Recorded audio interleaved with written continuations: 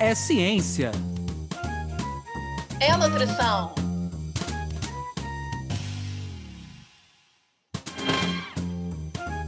É nutrição É ciência. Ciência. da nutrição. Sejam todos bem-vindos pela ciência. Sejam todos bem-vindos pela nutrição. Meu nome é Anderson Teodoro. E eu me chamo Luana Aquino.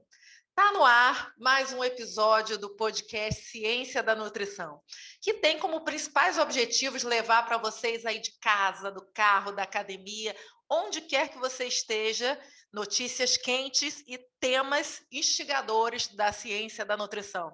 A gente também tem por objetivo, de certa forma, estimular, influenciar, facilitar com que você adquira um estilo de vida mais fácil, mais saudável, mais sustentável através da ciência da nutrição. A gente gostaria muito de agradecer vocês que estão nos assistindo pelo YouTube, já curtiram nosso canal, já se inscreveram no canal do YouTube, já compartilharam episódios. Quem não fez, aproveite para fazer isso e receber as sinalizações do sininho. Basta sinalizar que você fica sabendo das novidades do nosso canal. Quem está nos escutando do Spotify ou em outras frentes de reprodução do nosso podcast, sinta-se mais uma vez bem-vindo e a gente gostaria de agradecer cada um de vocês que estão nos escutando, nos ouvindo e também interagindo com a gente lá pelas redes sociais. Hoje, um dia importante aqui no nosso podcast, ao qual a gente gostaria de agradecer a presença da nossa convidada, professora Lília Zago, e eu vou ter o prazer de apresentá-la para vocês. A Lília é graduada em nutrição pela PUC de Campinas, tem mestrado, doutorado e pós-doutorado em alimentos e nutrição pela Universidade Estadual de Campinas. Ela é professora associada do Instituto de Nutrição da UERJ e atuou como professora visitante na Itália.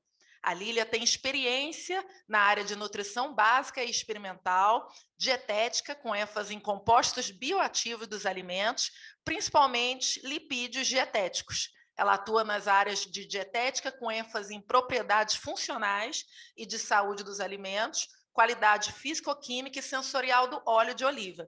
Então, com essa apresentação, vocês já estão aí imaginando, e é isso mesmo. Hoje a gente vai falar sobre azeite, né, que é, de fato, um alimento muito utilizado e ao qual agora a gente vai ter a Lília com seu olhar de especialista para esclarecer dúvidas e aprofundar um pouco desse tema com a gente.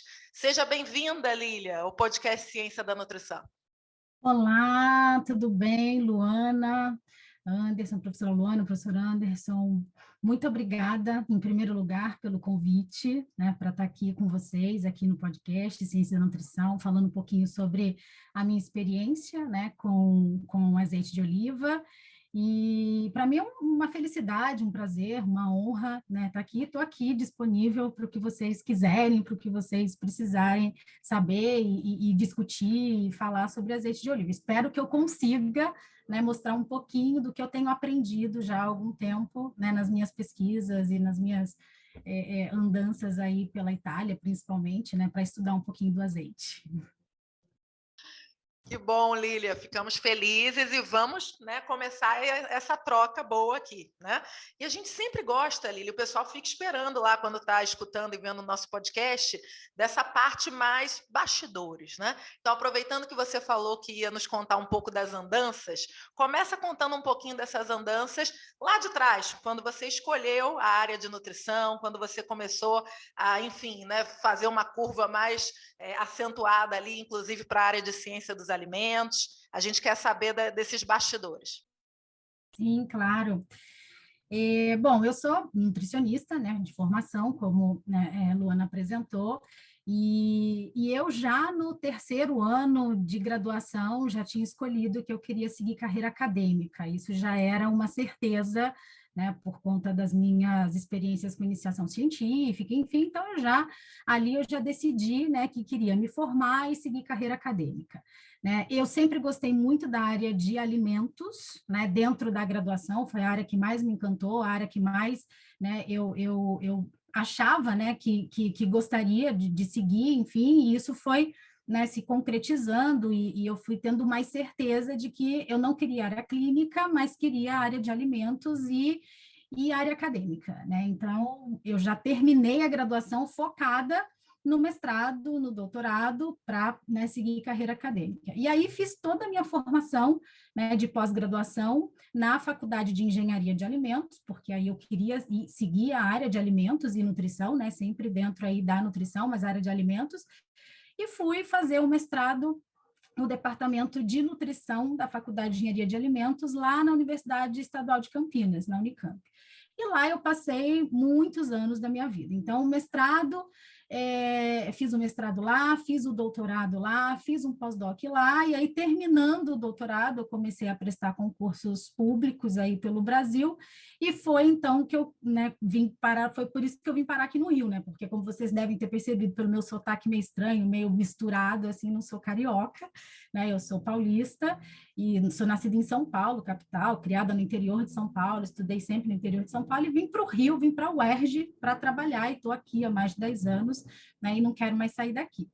Então, eu fiz toda a minha carreira acadêmica lá na Unicamp, e já a partir do doutorado, eu já, né, iniciei as minhas pesquisas com lipídios, né, com óleos e gorduras, né. Então, no doutorado, eu estudei especificamente um lipídio, que é o ácido linoleico conjugado. Então, fiquei muitos anos, o meu pós-doc, meu primeiro pós-doc lá na Unicamp foi com esse tipo de lipídio, e a partir de então, né, desde o doutorado até hoje, eu tenho me dedicado a estudar óleos e gorduras e os lipídios dietéticos e incorporando isso também, né, numa outra área de atuação minha, que é a área da dietética, né, especialmente da técnica dietética. Então, eu sou professora de técnica dietética desde quando eu iniciei a minha carreira docente, que foi na PUC de Campinas, em 2002.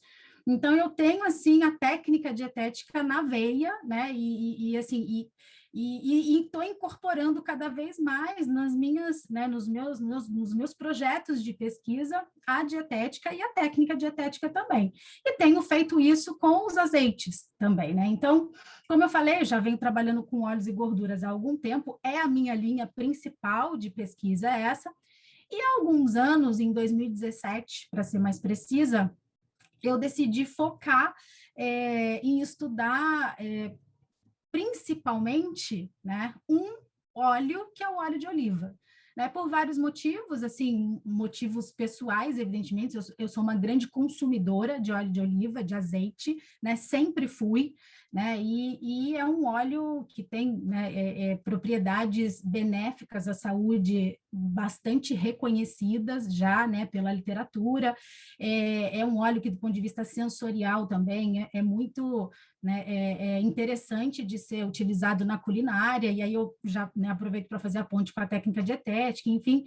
Então, já há algum tempo, né, eu tenho me dedicado a estudar o óleo de oliva, tá? E aí eu precisava aprender mais sobre óleo de oliva, né? Eu precisava, né, estudar muito e me aprofundar, principalmente na cultura, né? Eu precisava entender ele desde a azeitona lá na árvore, né? E aí eu falei, então eu preciso buscar esse conhecimento num lugar que tradicionalmente se produz azeite de oliva. Então, preciso ir para algum país ali na região do Mediterrâneo.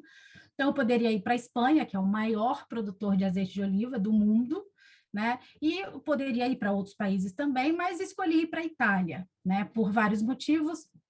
Né? Primeiro, porque eu não queria ir para um país com uma produção tão grande assim, porque eu acho que eu ia ficar meio perdida também, né, em termos de para onde que eu vou, né, para eu aprender os detalhes da extração do óleo, enfim. Então, preferi ir para um lugar menor também, que também não é um lugar tão pequeno assim, porque a Itália também é um grande produtor. Atualmente, a Itália é o terceiro maior produtor, né, de azeite de oliva do mundo.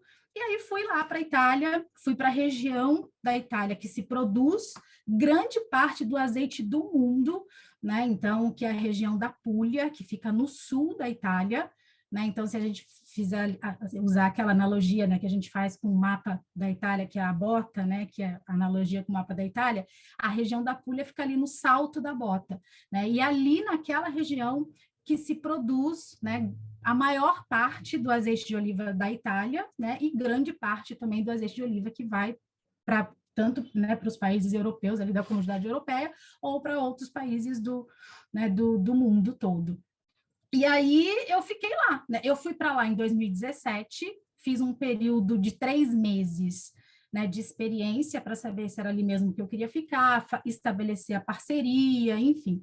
Então eu fui para uma universidade, fui para a Universidade de Bari, né, na cidade de Bari, que fica ali na região da Puglia, e fui para a faculdade de agrária. E lá eu fiquei no departamento num departamento de alimentos, né, de solo, plantas e alimentos, e numa unidade de tecnologia de alimentos, né? Então ali, né, as pessoas faziam muitas pesquisas, né, com foco na tecnologia de alimentos, né, não somente de óleo de oliva, outros óleos também, outras matrizes alimentares, mas são especialistas em óleo de oliva também, né? Um laboratório, um grupo de pesquisa coordenado pelo professor Francesco Capônio, e lá eu fiquei esses 3 meses, né? Iniciei os trabalhos, iniciei as parcerias, aí voltei para cá, me organizei, e depois voltei para lá de novo em 2018, e aí eu fiquei um período maior, né? Fiquei 1 ano, fiquei de agosto de 2018 a agosto de 2019,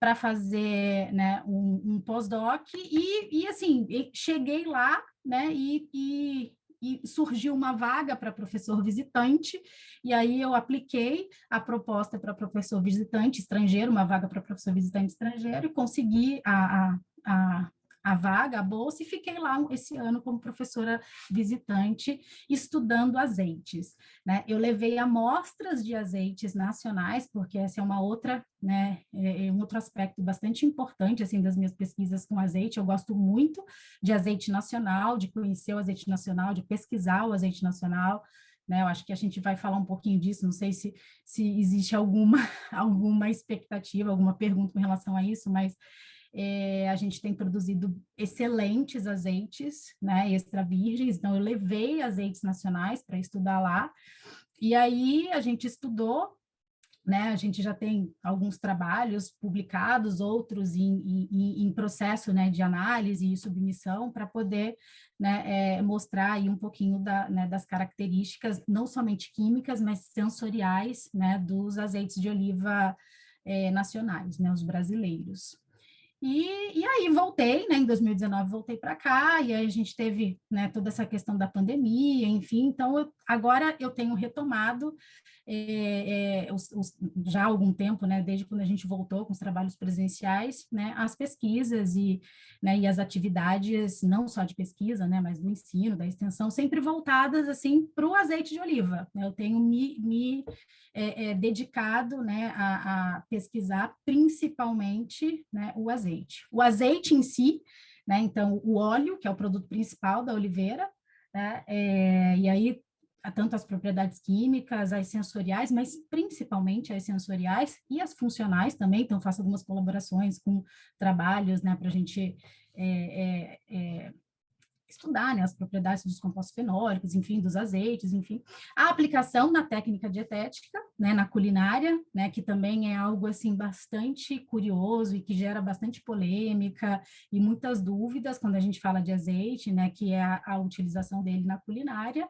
E também, né, o estudo dos subprodutos da oliveira, que é algo que a gente também tem, né, lá na UERJ, a gente tem feito, né, bastante parcerias e colaborações para estudar os resíduos da oliveira, né, ou o subproduto da extração do óleo, que é o bagaço da azeitona, ou o resíduo da cultura, né, que são as folhas da oliveira, né? Então, basicamente, é isso que eu tenho feito. Aí a gente faz alguns outros trabalhos também, né, com outras matrizes alimentares, mas em relação ao azeite, né, que é a minha principal área de pesquisa, é basicamente isso que eu tenho feito. Não sei se deu para acompanhar um pouquinho, qualquer coisa. Muito legal É a só gente perguntar. as pessoas conhecerem quem a gente está trazendo aqui, né, Luana? A gente tem um cuidado muito grande aqui no podcast de fato, trazer para todo mundo que nos acompanha informações muito relevantes. Então, acho que ficou aí uma amostra de quem é a Lilian, né, e o quanto a gente rala o tempo todo para produzir conhecimento. Lilian, eu queria entrar agora então um pouco no nosso tema, né? E assim, por mais que a gente pode parecer talvez muito corriqueiro para a gente, mas a definição de azeite não é algo tão simples assim, né? Até para a gente estar falando de uma legislação do Brasil aí que já tem tempo, né? Um tempo longo. Eu queria que você explicasse um pouco para quem nos ouve, né? O que é o azeite, de onde vem, como é que ele é produzido, quais são os principais tipos de azeite diferentes que a gente tem, desse um panorama mais geral, assim, para quem nos acompanha. E é isso mesmo, Luana. Hoje eu vou fazer 3, 4 perguntas numa só. Não adianta você ficar rindo, não, porque esse tema é muito bom. Eu tô de olho. Se eu não perguntar, depois a gente vai ficar devendo essas respostas. É verdade, gente. Embora, como o professor Anderson acabou de dizer, parece simples, mas gera muita dúvida mesmo, né? E a gente, para completar, tem uma legislação que, né, é meio complexa, a gente tem legislação de mapa e de Ministério da Saúde, né, por meio da Anvisa, que também dá uma complicada aí, né, embola um pouquinho aí o meio de campo. Mas, assim, o que é o azeite, né? A gente no Brasil chama esse produto de azeite, né? Mas em todos os outros lugares do mundo, com exceção da Espanha, na Espanha também é azeite, né? Na língua espanhola, mas é azeite também. Mas com todos os outros lugares do mundo, esse produto é o óleo, né? De oliva. Né? Então, esse produto, que para a gente é o azeite, né? É o óleo que é extraído da azeitona, né? Do fruto da oliveira.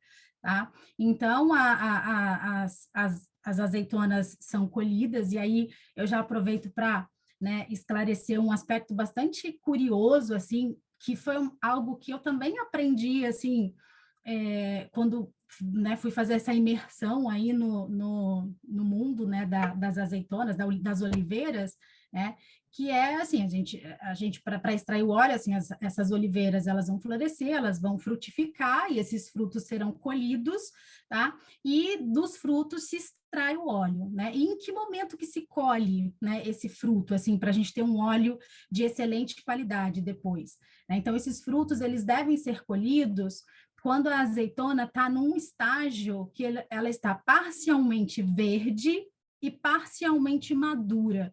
Então, se a gente, né, observar assim, a azeitona que fica ali nos lagares, né? Lagar é o local onde as azeitonas chegam e onde tem a planta de extração do óleo. Então, você vê nas caixas, as azeitonas, elas são metade verde e metade preta, né? Então, assim, toda azeitona, ela começa verde, vai avançando no seu estágio de maturação, e quando ela está madura, ela se torna preta, né? Então, muitas pessoas pensam que existem variedades, né? E de fato existem variedades inúmeras, são muitas variedades de azeitona, mas todas elas, com exceção de uma, tem uma única variedade que tem uma coloração diferente, mas quase totalidade delas, elas são verdes, elas amadurecem e se tornam pretas, né? Então, é sempre assim, não tem azeitona variedade verde, variedade preta, né? A azeitona preta é a azeitona madura, né? Então, nesse estágio em que elas estão parcialmente verdes e parcialmente maduras, elas são colhidas, e aí tem várias formas, né, de colheita, isso vai depender muito da característica de cada, né, cada produtor, da forma, né, que eles estão cultivando. Então, elas podem ser colhidas à mão, elas podem ser colhidas mecanicamente, elas podem ser colhidas com máquinas, enfim. E aí elas vão, então, para esse local onde se extrai o azeite, que é o lagar, né, e elas vão passar, né, por todo o processo, né, as etapas, né, que são necessárias para a extração. Então, a primeira etapa aliás, assim, as primeiras etapas são aquelas operações iniciais, que são aquelas operações de limpeza, né, de lavagem, retirada das folhas, sujidades, enfim, então, quando elas estão preparadas para serem processadas mesmo, elas vão ser moídas, né, então elas passam por um processo de moagem, né, então elas vão ficar lá, né, um tempo batendo, né, e sendo moídas, com o caroço, inclusive, que essa é uma outra dúvida que muita gente tem, né? O óleo é extraído da polpa da azeitona ou do caroço, né? O óleo é extraído do fruto como um todo, polpa e caroço, né? Porque a gente tem uma quantidade de óleo significativa no caroço também, então esse caroço vai sendo moído junto, né? E aí depois que essa azeitona passa por esse processo de moagem, aí ela vai passar pelos processos de separação, né? E aí os processos de separação de composto sólido e líquido, né? Que pode ser feito por centrifugação ou decantação, né? Então, depois que ela é moída, né, ela vai passar pelo processo de separação, aí separa em duas fases, tá? Que é basicamente, né, que é de separação de duas fases, que é a forma mais utilizada no mundo de extração do óleo. E quais são essas duas fases? É a fase sólida, que é o bagaço da azeitona, e a fase líquida, né, que é o óleo. Tá? E nesse bagaço de azeitona, nessa separação de duas fases, né, sai o bagaço e sai a água junto também, né, uma parte da água desse fruto, tá? E depois, né, existe o processo de separação também, que é um processo de separação de 3 fases, que acaba saindo 3 fases diferentes, que é o bagaço, que é o sólido sem a água, o óleo e, separadamente, a água também, que é um outro subproduto, né, do processo, que é a água de vegetação, tá? Então, passa, né, depois que moe, aí passa por esses processos de separação, né, por centrifugação, decantação, e pronto, extraiu o óleo, né? Então, a gente tem o óleo, que é o óleo que a gente chama de óleo bruto, tá? Que é o óleo virgem, né? Eu até evito falar óleo virgem agora, porque pode confundir com a classificação mercadológica, né? Que é extra virgem, virgem e tal, que eu já vou chegar lá daqui a pouco. Mas é o óleo bruto, que é praticamente um suco, né? É um suco da azeitona. Tá? E durante esses processos, né, de extração, principalmente o primeiro processo, que é o processo de moagem, de batimento, né, da azeitona, bem explicando de forma bem simples, é que vão acontecer as reações químicas responsáveis, né, pela produção dos compostos, principalmente os compostos voláteis, que são responsáveis pelas características sensoriais desse azeite. Então, são processos, esses métodos, né, de extração, o método de extração, hoje em dia, são métodos muito, né, é um processo e as etapas são muito bem controladas, né, com relação à temperatura, à umidade, né, para poder fazer com que se produza um óleo com a melhor qualidade possível, tanto química quanto sensorial, né, para que esses compostos sejam produzidos de forma adequada, né, para que eles não se degradem, para que eles sejam produzidos de fato, né, mas que não se degradem, não causem nenhum problema de defeito sensorial futuramente nesse óleo, enfim, tá? Então, hoje em dia, praticamente todos os produtores de azeite do mundo, né, fazem um método de extração utilizando um equipamento grande que faz a extração contínua, fechado, todo controlado.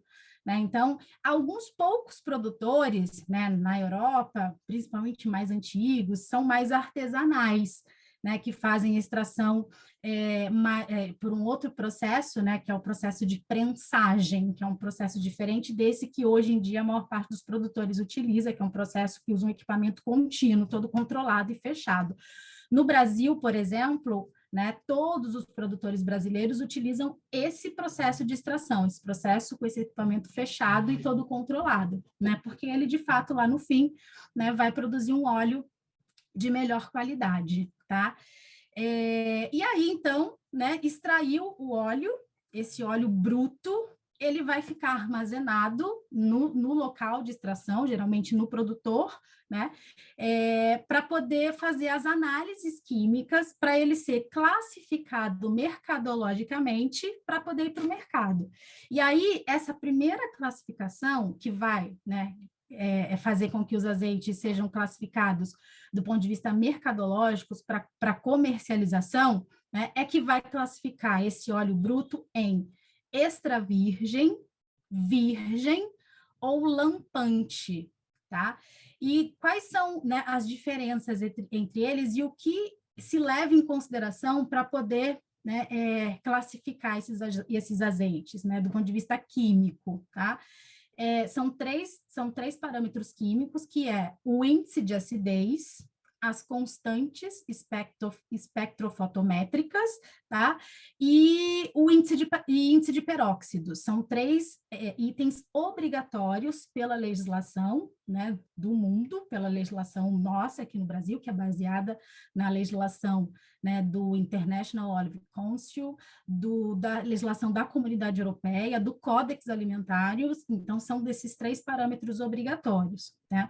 Então, com relação ao índice de acidez, que é o que eu sei de cor aqui para falar para vocês, os outros eu não tenho aqui de qual, porque são muitos números, enfim, mas é o índice de acidez, que é o que as pessoas mais olham, que é o que está lá no rótulo, todo produtor exalta esse índice de acidez, enfim.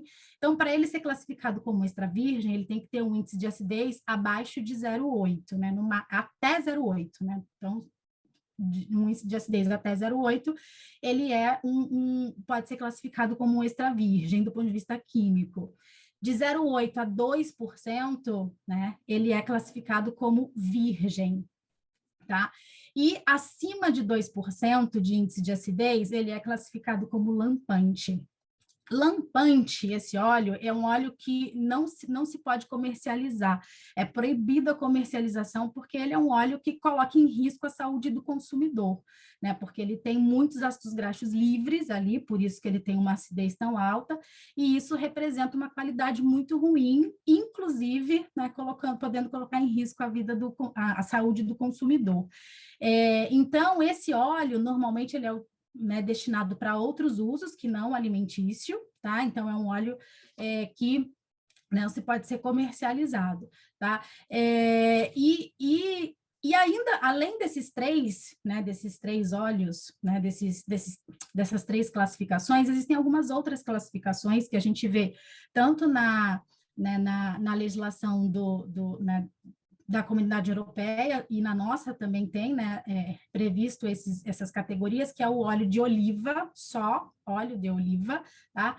Que é um azeite refinado, né? É um azeite que provavelmente ele está fora desses parâmetros químicos, tá? Ele passa por um processo de refino, tá? E ele pode ser, aí ele perde muito das características sensoriais, especialmente porque ele tem, né, esse processo acaba levando a essas perdas, e ele, né, e ele pode ter adição de algum percentual de óleo de oliva extra virgem, né? Então, ele é um óleo de oliva refinado, mais um pouquinho de extra virgem, então ele pode ser comercializado como óleo de oliva. É um óleo que, do ponto de vista sensorial, não tem muito sabor, né? Não tem muito aroma, enfim, porque ele tem uma quantidade muito pequena, né, de óleo de oliva extra virgem. E ainda tem o óleo do bagaço da azeitona, né? Porque aí aquele bagaço que sai daquela primeira extração, né, que deriva-se o óleo bruto, ele contém uma quantidade significativa de óleo ainda, né? Porque e uma coisa importante que eu esqueci de falar, e agora que eu ia falar do óleo de bagaço eu lembrei, porque essa primeira extração, né, que é uma extração exclusivamente por processo mecânico e não químico, né? Isso é uma questão bastante importante na definição do óleo de oliva, né? Como é que se extrai o óleo de oliva, né? Se extrai somente por processos mecânicos, né? Então, é a moagem e depois a separação das fases por centrifugação e decantação, e só. Pode ter filtração também, né? Então, a gente pode passar pelo processo de filtragem, tá? Mas, além disso, não pode ser submetido a nenhum outro processo, né, que comprometa a qualidade, né, química e sensorial daquele óleo.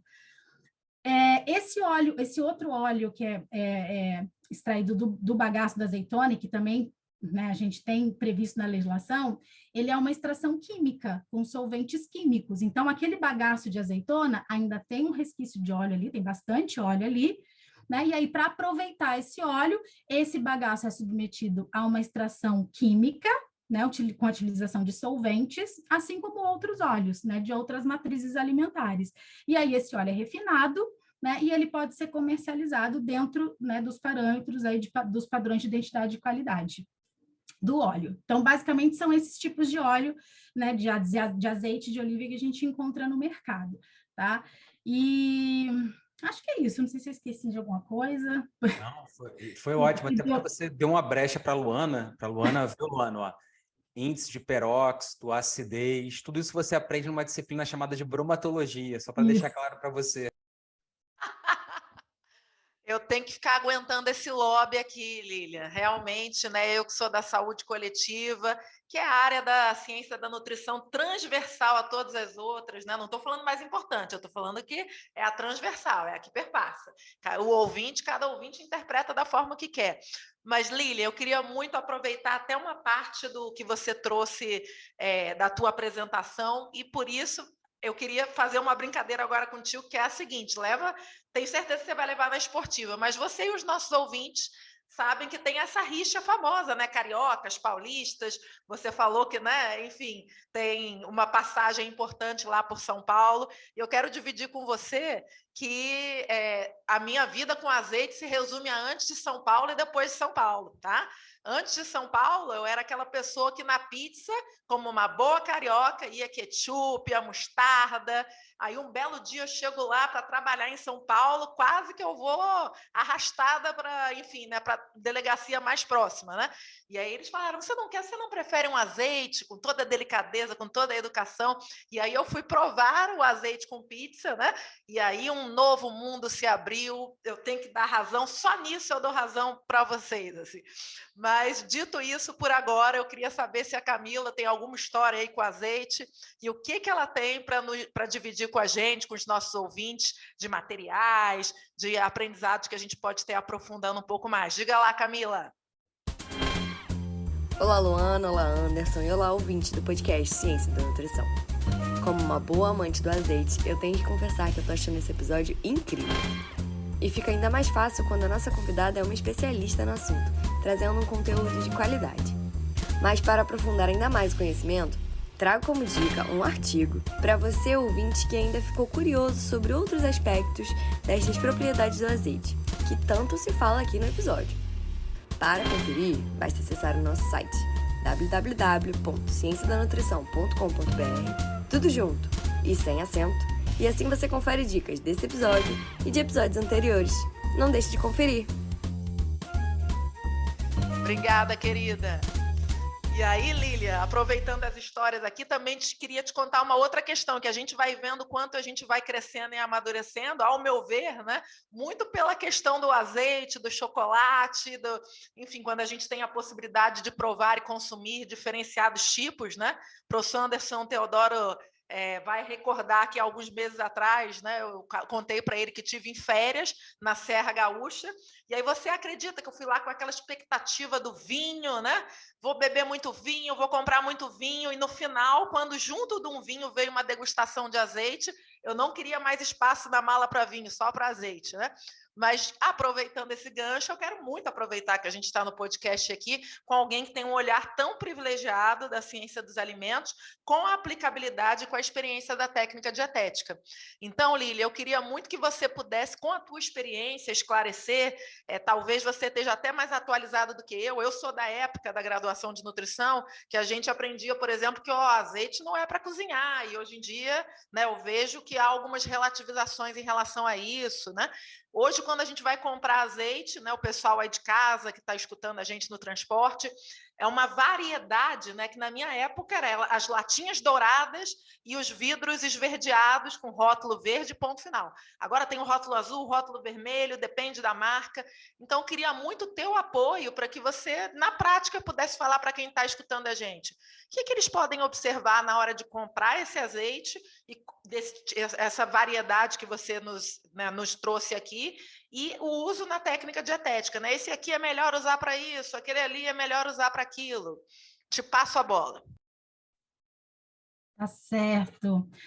Olha só, Luana, excelente pergunta. Isso é algo assim que hoje em dia, né, é bastante polêmico ainda, né, embora já se tenha assim muitas evidências, né, de que se utiliza, né, que se pode utilizar de forma bastante tranquila o azeite na culinária, mas ainda existe bastante polêmica, né? Mas antes disso, eu queria falar um pouquinho sobre os aspectos sensoriais do azeite, né? Quando eu estava falando de classificação, eu acabei não falando, né, do aspecto sensorial no que diz respeito à classificação mercadológica, porque aqui no Brasil a gente não tem essa obrigatoriedade, né, de classificá-los também levando em consideração as características sensoriais. né? Isso é obrigatório em muitos países no mundo, na comunidade europeia isso é obrigatório, tá? Então, além daqueles parâmetros químicos, né, que eu citei anteriormente, que são obrigatórios para poder classificar o azeite de oliva, tá? Existem também os parâmetros sensoriais. Então, assim, para um azeite de oliva ser extra virgem, de acordo com os sensoriais, tá? Os parâmetros sensoriais, ele tem que ter uma mediana, né? Porque é dessa forma que eles pontuam, né? Então, existe um painel de especialistas, né? Que avalia as características sensoriais desse óleo de oliva, tá? E eles, né, existe toda uma abordagem estatística, né, para os resultados desse painel e para, né, nas regulamentações, né, então, o parâmetro é a mediana. Então, esse azeite, ele tem que ter uma mediana de 0 de defeito sensorial. Então, existem muitos defeitos sensoriais que podem aparecer nos azeites de oliva, né? Então, assim, o consumidor, ele pode perceber ou não esses defeitos sensoriais. Os consumidores de países tradicionalmente produtores de azeite, eles percebem facilmente defeito sensorial porque eles estão habituados a consumir azeite, né, há muito tempo, eles consomem uma quantidade muito grande.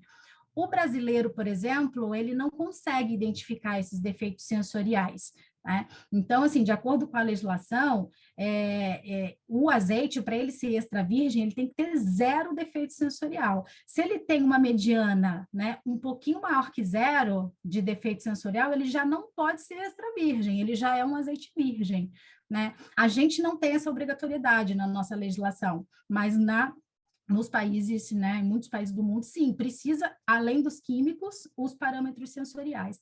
E além dele ter que ter defeito 0, né, para ser extra virgem, ele ainda tem que ter uma nota sensorial que é o frutado, né? Então, ele precisa ter uma mediana maior do que 0 de frutado, né? Para ele tem que ter frutado para ser extra virgem, né?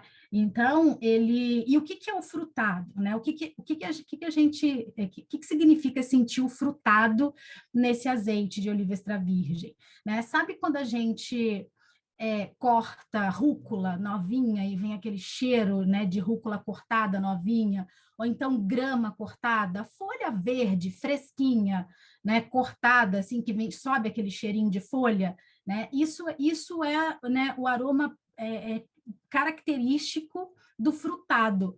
Então, um bom azeite de oliva extra virgem, né, ele tem que ter esse aroma, tem que ter, né? Para a gente não é obrigado, mas para muitos países tem que ter. Se não tiver, não é extra virgem. E aí tem azeites que têm, né, frutado leve, né, suave, intermediário e frutado bastante intenso, né? Por isso que hoje em dia, como Luana falou, né, hoje em dia a gente vê um monte de rótulo, um monte de informação no rótulo. Então, os produtores, eles agora estão se empenhando bastante. Quando o azeite dele é muito bom, né, é uma questão de marketing para ele colocar no rótulo que ele tem um frutado intenso, né, que ele tem um frutado, né, que ele tem frutado, e aqueles que têm frutado intenso ainda coloquem intenso, né, para poder chamar a atenção do consumidor, né, porque isso tem uma relação direta com a qualidade do óleo, né? E aí, complementando a característica, né, sensorial do óleo de oliva, né, além do frutado, só que aí já não entra mais na legislação. Na legislação, para ser classificado como extra virgem, que não é obrigatório para a gente, né, mas é obrigatório para muitos países no mundo, é ausência de defeito e presença de frutado. Tá? Agora, existem 2 outros parâmetros, atributos sensoriais, que são muito importantes e que devem estar presentes no azeite também, e que têm relação direta com a qualidade dele, inclusive química, inclusive relacionada com propriedade de saúde, que é o amargo, né, e o picante.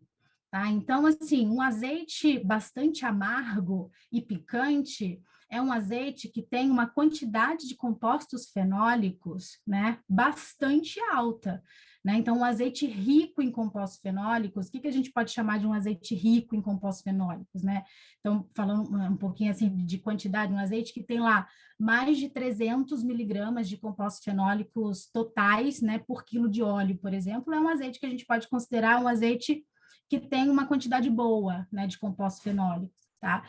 E esse óleo, ele vai ser um óleo, além de frutado, né? Porque um óleo com essa quantidade de fenólicos tem também um frutado bom, né? Porque ele tem os voláteis também bastante, né, ali presentes e que vão dar essa característica de frutado, esse aroma de frutado, mas ele vai ser amargo e ele vai ser picante.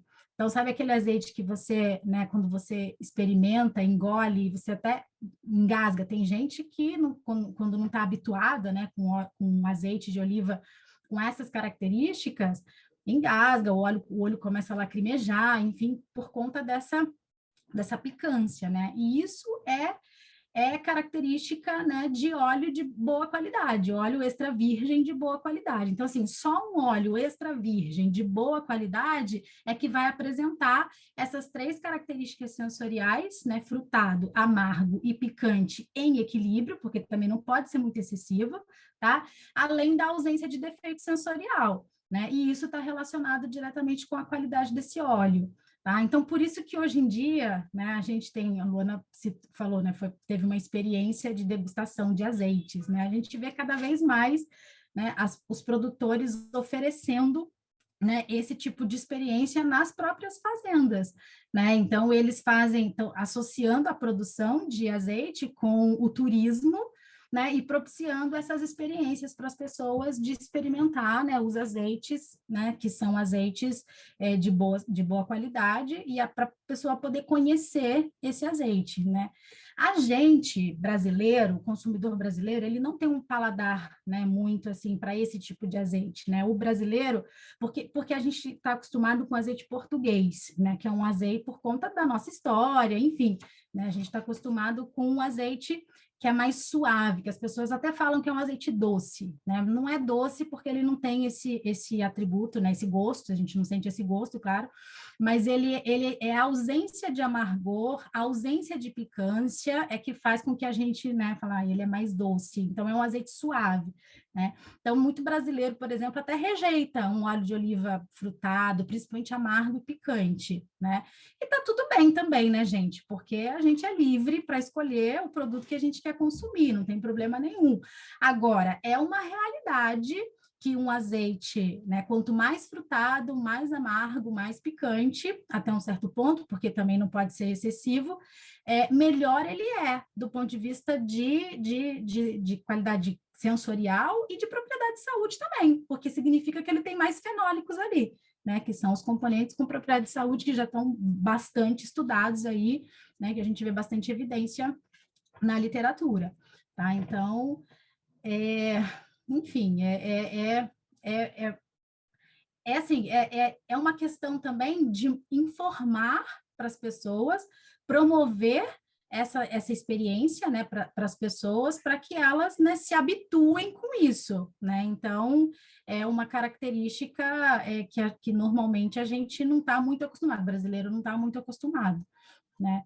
Não sei se eu respondi Entrando, tudo. então, Lívia, nesse lado da ciência, como você veio colocando agora, e a gente está falando até agora no podcast nessa questão da qualidade do azeite, melhorar a qualidade, e eu queria que você colocasse, então, assim, mais do lado da ciência para a saúde do azeite, né? Tem muita coisa hoje descrita. Queria que você abordasse um pouquinho quais são as principais relações entre consumo de azeite e saúde que são colocadas, mais ou menos eu sei que é sempre difícil trabalhar isso, mas mais ou menos em termos de dose, quantidade que deveriam ser consumido diariamente desse azeite. E aí você pudesse também falar um pouco da sua área de pesquisa, né? Que eu sei que aborda um pouco isso, né? Que você contasse um pouquinho para a gente dessa diferença que você viu aí dos azeites mais aqui do Brasil, lá de fora, que você fizesse um panorama aí dessa área da pesquisa voltada um pouco mais para a saúde. Tá certo. Bom, com relação às questões, propriedades de saúde, né? O azeite é bastante conhecido, né, com relação, bastante estudado e bastante consumido, né, no que diz respeito não só às suas características, né, sensoriais, enfim, mas as características de saúde, prevenção, né, e controle de diversas doenças crônicas não transmissíveis, enfim. E isso se deve à composição química, né, do azeite, não somente ao perfil de ácidos graxos dele, porque é um perfil predominantemente monoinsaturado, tá?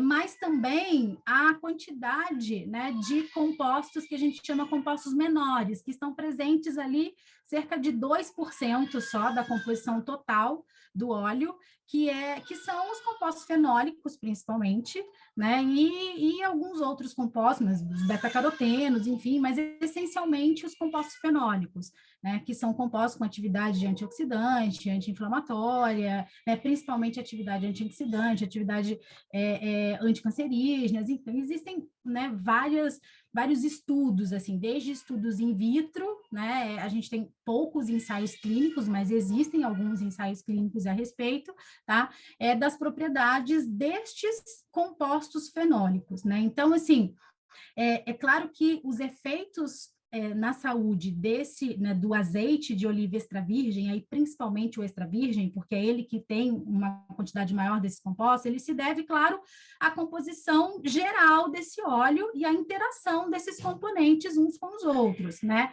Mas especialmente, né, o seu perfil de ácidos graxos, predominantemente monoinsaturado, e a sua grande quantidade, né, de compostos fenólicos, né, quando é um óleo extra virgem, né, de verdade, de boa qualidade, tá? Com relação, e a gente tem, assim, a gente tem feito algumas colaborações, assim, né, no que diz respeito ao estudo dessas propriedades aqui na UERJ, né, a gente está começando a fazer isso agora, né, então a gente recentemente publicou uma revisão sistemática, na verdade era um trabalho experimental, que por conta da pandemia teve que ser transformado, né, numa revisão sistemática que tratava, né, que fala, né, sobre o potencial antitumoral, né, o potencial preventivo, especialmente antitumoral, né, de extratos de azeite de oliva extra virgem, né, então a gente fez uma revisão sistemática baseada só em ensaios clínicos, são poucos ensaios clínicos, então a gente encontra algumas evidências, mas que de fato ainda precisa-se, né, de muitos estudos, de protocolos, né, mais rigorosos, enfim, para poder chegar a uma conclusão, né, a respeito dessa atividade, né, especificamente dessa atividade anticancerígena, tá? A gente tem, né, e a ideia, que é um trabalho que está em andamento, né, atualmente, assim, que é o que a gente tem de mais concreto, assim, com relação às propriedades, né, que a avaliação, né, da atividade também anticancerígena em células de câncer hepático. Tá? Então, é um trabalho de doutorado que eu colaboro com a professora Daniele Ferraz, aqui na UERJ, e que está em andamento, né, e que a gente está fazendo, na verdade, a gente está estudando, né, a ação, né, o efeito, né, desses compostos fenólicos do extrato da folha da oliveira, mas que são os mesmos compostos fenólicos do extrato do azeite de oliva extra virgem. Tá? Trabalhos assim com o extrato do azeite, né? A gente não tem aqui, a gente está, porque como eu falei, né? Quando eu voltei, a gente, né, começou a se dedicar a construir, né, alguns protocolos para poder estudar os subprodutos, enfim, tá? Então a gente tem estudado bastante as folhas da oliveira, mas isso se estende também, né, para o extrato de compostos fenólicos do azeite também, porque eles são os compostos da oliveira, né? São os compostos da folha que estão presentes na folha, né, e que estão presentes no óleo e que estão presentes também no bagaço, que é o subproduto, né? Então, são compostos representados principalmente, né, que são os mais estudados com relação às suas propriedades de saúde, né, a oleoproteína e todo o seu complexo, né? Então, principalmente tirosol, hidroxitirosol, então são esses os principais compostos fenólicos. A oliveira tem uma gama de compostos fenólicos, né? São muitas classes de compostos fenólicos, né, mas principalmente estes compostos, que são os compostos mais estudados e que se encontram mais atividade biológica, né, com relação a essas propriedades de saúde. Tá?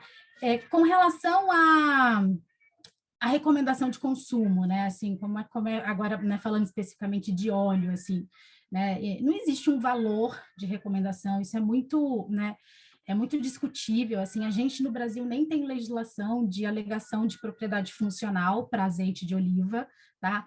Existe uma regulamentação da Comunidade Europeia, né, né, regulamento que prevê alegação no rótulo de propriedade funcional para azeite de oliva, mas ele é específico para uma ação, que é diminuição de oxidação de LDL, tá? E lá eles dizem, eles não trazem uma recomendação de consumo de azeite, mas eles trazem um valor, né, de que o óleo tem que ter, né, pelo menos ele tem que ter 5 miligramas, no mínimo 5 miligramas destes compostos fenólicos, né, oleuropeína e todo o seu complexo, né, considerando o tirosol, hidroxitirosol também, por 20 gramas de óleo, né? Então, assim, um óleo que atende essas características, ele pode ter alegação de propriedade funcional no rótulo, mas não se tem uma quantidade a ser consumida no dia, né? Então, assim, um óleo que atende essas características, né, de 5 miligramas no mínimo por 20 gramas de óleo, tá? É um óleo que tem que ter aí, no mínimo, 300 miligramas de compostos fenólicos total, né, por quilo de óleo, né? E aí, já fazendo a ponte, né, que Anderson perguntou, né, como é que, para contar um pouquinho dessa experiência com as minhas análises, né, com as minhas pesquisas, com azeite nacional especialmente, né, na época que eu fui para a Itália, em 2017, né, eu levei óleos que em grande parte não tinham essa quantidade de fenólicos, eles não chegavam nem a 300 miligramas, né? Eu levei 12 amostras, eu tive uma amostra que se aproximou de 300 miligramas, nem chegou a 300, né? Eram óleos com, né, uma quantidade de fenólicos bem baixa. Do ponto de vista químico, todos eles eram extra virgens, com exceção de um, todos não, um foi classificado como virgem, mas eles eram ótimos do ponto de vista químico, mas do ponto de vista sensorial, né, a maior parte deles não era virgem, não era extra virgem, porque eles tinham pouco frutado, né, tinha uma quantidade pequena de frutado e pouco fenólico, né, justamente por conta disso. Quando eu voltei em 2018, eu levei amostras de outra safra, né, e aí essa safra que eu levei, eu não quantifiquei, mas eu fiz todo um estudo sensorial. E aí a gente teve, né, azeites com notas, né, de frutados bem alta, né, e isso, né, elevando, né, permitindo, né, que a gente concluísse que ele tem uma quantidade de, né, esses óleos tinham uma quantidade de fenólico maior, né, e é a realidade do nosso país, é o que vem acontecendo no Brasil. O Brasil vem melhorando a cada ano com relação à qualidade do óleo. Então, hoje em dia, a gente tem óleos nacionais, né, óleos de oliva nacional, com quantidade de fenólicos, né, de 500, de 600 miligramas de fenólicos total por quilo de óleo, né? A gente tem feito alguns trabalhos, né, da dietética, né, no contexto da dietética, então a gente desenvolveu um sorvete de azeite, recentemente lá na UERJ, né, e a gente já publicou esse trabalho também, e nesse sorvete a gente usou um óleo nacional que tinha uma quantidade bastante significativa de fenólicos, tinha lá seus 500 ou 600 miligramas de fenólicos total, né, por quilo de óleo, um óleo bastante frutado, um óleo amargo, né, então hoje em dia, né, o Brasil tem produzido, porque o Brasil tem melhorado muito no que diz respeito, né, à cultura da oliveira.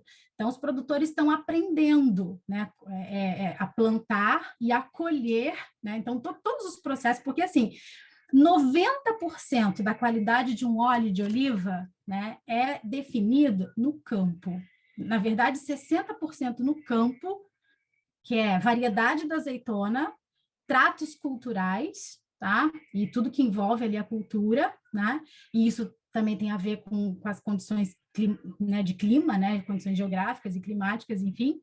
E 30% nos métodos de extração, né? E esses 90% é que vão fazer a qualidade do óleo. Os outros 10%, que é transporte, armazenagem, enfim, é que, né, acabam influenciando ali a qualidade, né? Mas grande parte, quase que a totalidade da qualidade do óleo é no campo e na extração que se dá ali, né? Então, o Brasil vem avançando muito com relação a isso, né? Vem aprendendo muito e vem produzindo bons azeites. Vem crescendo em termos de quantidade, é claro que a gente nunca vai produzir azeite em quantidade para atender a nossa demanda, porque a gente demanda muito óleo de oliva, né? A gente não é um grande consumidor de oliva, mas a gente está entre os 10 maiores consumidores de oliva. A gente é o segundo maior importador de produtos da oliveira, né? Então, nossa produção nunca vai atender a nossa demanda interna, a gente sempre vai ter que importar, né? Porque a gente tem limite geográfico, né? A gente só consegue produzir azeite de oliva em 2 regiões do país, né? Que é na Serra da Mantiqueira e na Serra Gaúcha. Né? Então, por conta das condições climáticas, das condições geográficas, só ali que as oliveiras conseguem frutificar e os produtores conseguem colher as azeitonas e extrair o óleo. Né? Então é isso, assim, não sei se eu respondi, não sei se deu para, né, para responder. Se eu esqueci de alguma coisa, pergunta aí de novo, porque... Que nada, Lilian, foi além do que imaginávamos, né? Eu, pelo menos, assim, né? E Anderson está aqui balançando a cabeça, quem está nos vendo, né? Quem ainda não está nos vendo, vai lá no YouTube que você vai ver a gente super concordando, assim, muito interessante tudo que você trouxe, assim, realmente o mundo do azeite, ele tem uma complexidade e realmente foi excelente te escutar. E aí, Lilian, agora a gente vai para uma parte aqui mais, enfim, né, mais divertida, mais interativa do nosso podcast, que, enfim, eu vou pedir para a nossa equipe, se ela puder projetar a imagem que você escolheu. Quando você escolheu essa imagem, né, o que veio na tua cabeça, o que te motivou a escolher, né, esse conjunto belo aí de imagens que você trouxe para a gente, o pessoal também pode ver no nosso site do podcast Ciência da Nutrição. Ok.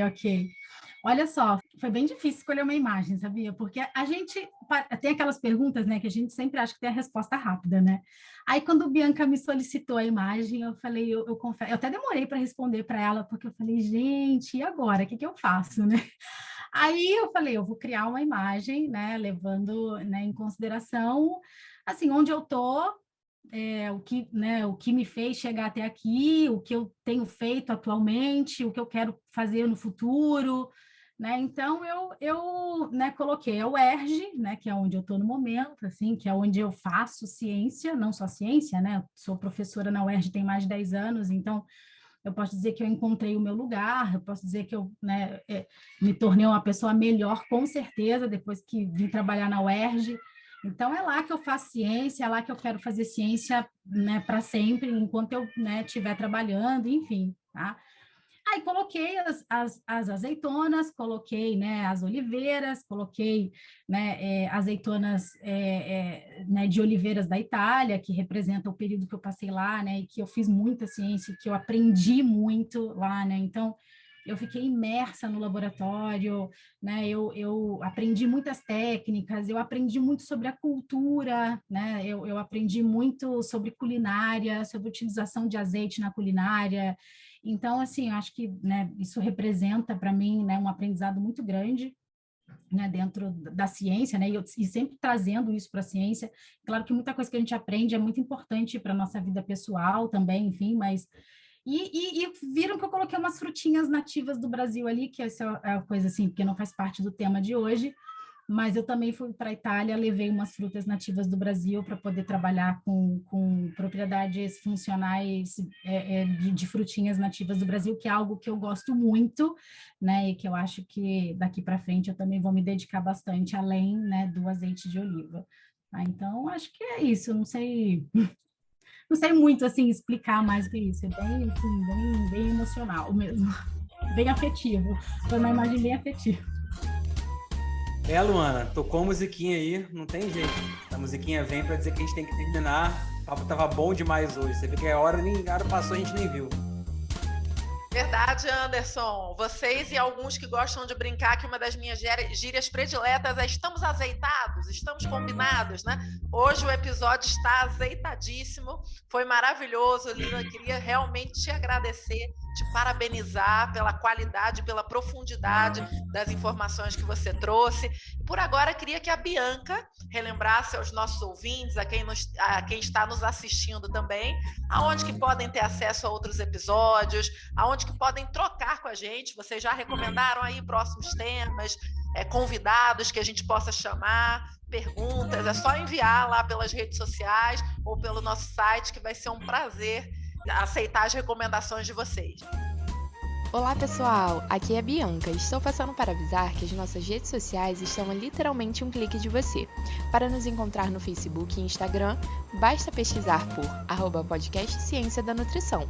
E você também pode acessar o nosso site através de cienciadanutrição.com.br, onde lá você vai encontrar mais informações sobre esse episódio e os anteriores. Obrigada, Bianca. Agora eu vou passar a bola para ele. Anderson Teodoro, tá contigo. Obrigado, Luana. Lilian, a gente queria muito agradecer aqui a tua presença conosco.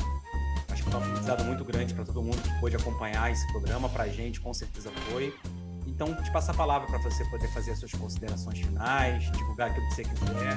O espaço está aberto. Obrigada, muito obrigada, professor Anderson, professora Luana, toda a equipe, né, do podcast Ciência da Nutrição. Para mim foi né, muito prazeroso, assim, foi uma honra até estar aqui com vocês, contando um pouquinho. Tem bastante coisa para falar sobre azeite, tenho certeza que ficou faltando alguma coisa aí, tenho certeza que não respondi alguma coisa que vocês me perguntaram, enfim.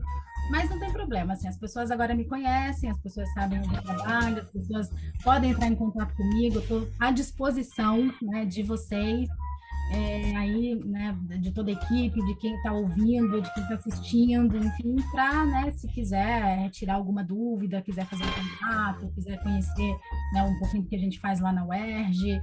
E assim, é isso. Eu queria agradecer mais uma vez por essa oportunidade, pelo convite. Que estou à disposição para que vocês, né, quiserem mais saber sobre esse tema que eu amo tanto e que eu gosto bastante de compartilhar com as pessoas também, né? Obrigada, muito obrigada, viu, gente? Obrigado a você, Lilian, pela sua disponibilidade de compartilhar conosco. Obrigado, Luana. Obrigado a você que nos acompanhou até agora.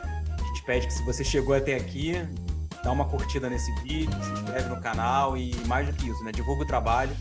Até porque hoje a gente falou de azeite e, como vocês puderam perceber ao longo do episódio, o azeite está muito ligado a uma palavra que é a questão da qualidade, né? E isso tem muito a ver também um pouco com a nossa vida, né? Assim como o azeite ele tem vários parâmetros para atingir a qualidade, muitas das vezes essa qualidade ela vem lá de berço, né? Digamos assim, lá da terra, lá da azeitona que vai ser plantada. A qualidade da sua vida também ela vai ser assim, ela vai depender de muitas coisas, muitas escolhas que foram feitas lá no início. A partir de agora, durante o processamento do azeite, durante a sua vida, essa qualidade ela vai cada vez mais melhorar. Então, agradeço a você que nos acompanhou. Uma reflexão muito interessante hoje que a Lilian trouxe, que o Brasil está caminhando, né?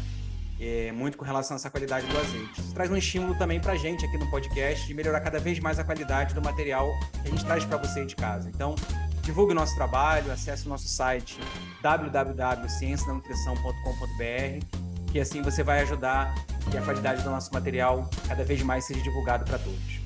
Obrigado a você que nos acompanhou. Continue divulgando o nosso trabalho. Podcast Ciência da Nutrição.